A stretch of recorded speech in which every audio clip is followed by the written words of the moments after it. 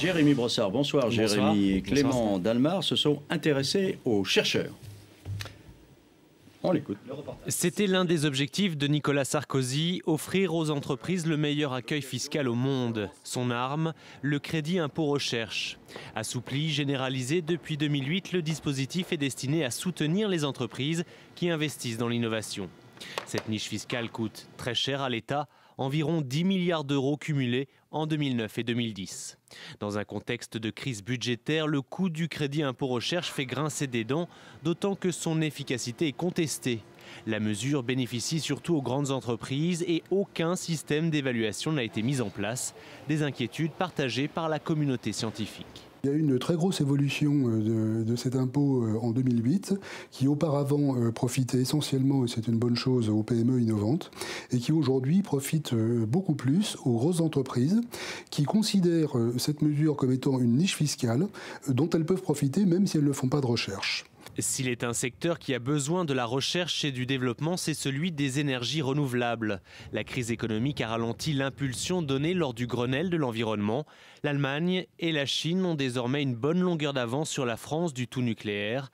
La filière demande au gouvernement de maintenir ses efforts, là aussi à destination des petites entreprises. Favoriser les PME, je ne veux pas dire qu'il faut écarter les grandes entreprises, c'est pas ça, mais favoriser les PME qui sont capables d'innovation, de dynamisme, ça c'est une mesure qu'il faut absolument prendre si on veut ne pas rater le train des renouvelables.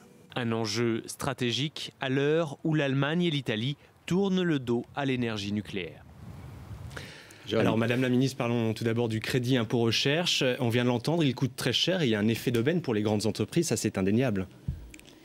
Mais il coûte très cher parce que c'est un succès. Il coûte très cher parce que dans une période de crise qui a vu la croissance décliner de 2,6%, enfin la richesse nationale décliner de 2,6% l'année dernière, les dépenses de recherche ont continué à augmenter de plus 1,1%. Je donne ces chiffres parce que, en réalité, grâce au crédit impôt recherche, on a eu un effet anti-délocalisation.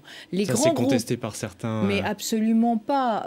Les grands groupes ont augmenté leurs dépenses de recherche en France, alors qu'elles peuvent très facilement et très aisément la délocaliser à l'étranger. Donc ça, c'est le premier effet. Le deuxième effet, celui-là, il est beaucoup plus perceptible, c'est l'attractivité sur les groupes étrangers. Nous avions une vingtaine d'entreprises étrangères qui voulaient s'installer en France pour faire de la recherche. Nous en avons 71 aujourd'hui. 71, 3 ans plus tard. Il y a un point quand même qui est contesté, c'est l'évaluation. Axel Kahn le dit dans le livre. Il y a un problème d'évaluation sur l'efficacité du dispositif. Mais attendez, il y a un paradoxe absolu. On a eu déjà une mission de contrôle parlementaire. On a déjà eu un rapport de la Cour des comptes sur le crédit impôt recherche 2 ans seulement après sa création. 2 rapports. Et les chercheurs publics, Axel Kahn en est un fer de lance de la recherche publique, les chercheurs publics nous disent évaluer, alors qu'eux-mêmes, quand on parle de recherche, nous disent surtout pas d'évaluation avant 3 ans, pas d'évaluation avant 5 ans, la recherche c'est du long terme.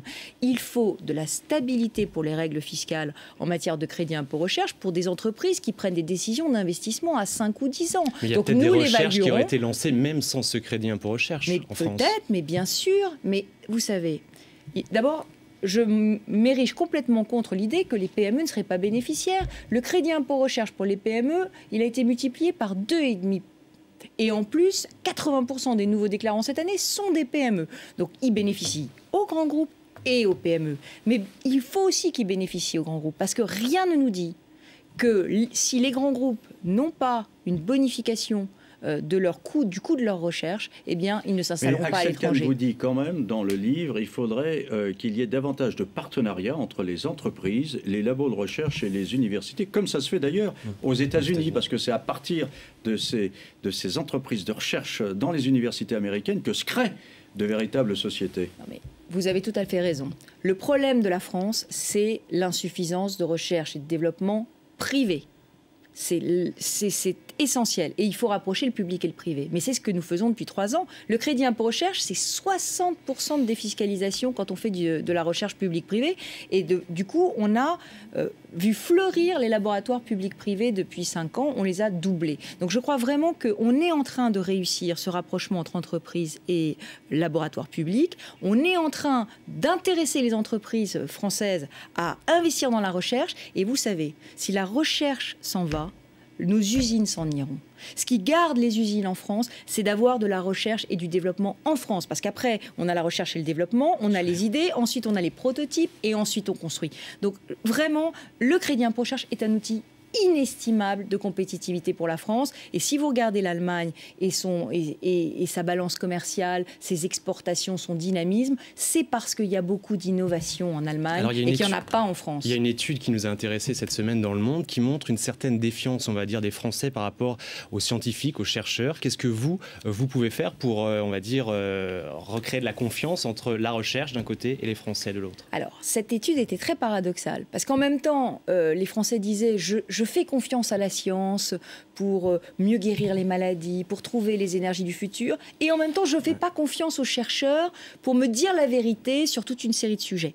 Je pense qu'en réalité, on n'entend pas assez les chercheurs dans le débat public. On ne les met pas assez en valeur et on ne leur pose pas assez souvent des questions. Parce que quand les chercheurs expliquent leurs découvertes, quand ils parlent des OGM, quand ils parlent des nanotechnologies, quand ils parlent du nucléaire, quand ils expliquent ce qu'ils font, eh bien, ils sont encore plus convaincants que nous, les politiques. Donc moi, je souhaite que les chercheurs parlent. D'ailleurs, j'ai proposé à Bernard Accoyer, le président de l'Assemblée nationale, que comme il y a les questions au gouvernement le mardi et le mercredi à la télévision, il puisse y avoir les questions aux chercheurs et que les députés puissent poser à l'Assemblée nationale. Une fois par semaine. Déjà, on ferait ça 1 ou 2 fois par an, ce serait vraiment bien, mais télévisé, c'est-à-dire que les Français pourraient regarder leurs députés poser toutes les questions qu'ils veulent à des chercheurs. Parce que les chercheurs, ils parlent en vérité, ils disent qu'ils savent ce qu'ils croient être vrai. Donc c'est une parole qui est très forte. En tout cas, vous sentez qu'il y a une défiance Je pense qu'on n'a pas assez donné la parole aux chercheurs.